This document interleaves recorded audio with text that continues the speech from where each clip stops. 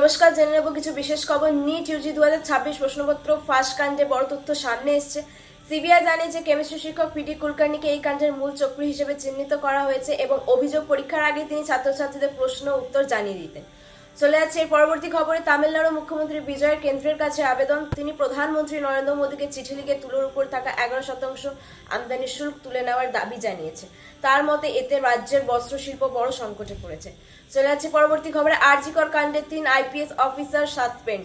প্রাক্তন Kolkata police commissioner বিনীত গোয়েল সহ 3 জনের বিরুদ্ধে তদন্তের নির্দেশ দেওয়া হয়েছে এবং অভিযোগ মামলা তদন্তে গাফিলতি করা হয়েছে।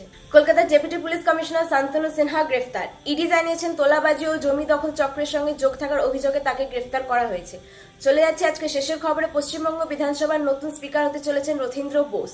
প্রথমবারের বিজেপি বিধায়ক রথীন্দ্র বোসকে সর্বসম্মতভাবে স্পিকার নির্বাচিত করা হতে পারে বলে জানিয়েছেন মুখ্যমন্ত্রী শুভেন্দু অধিকারী। এখন এই পর্যন্তই। ধন্যবাদ, ভালো থাকবেন, সুস্থ থাকবেন। Stay tuned with Swan news.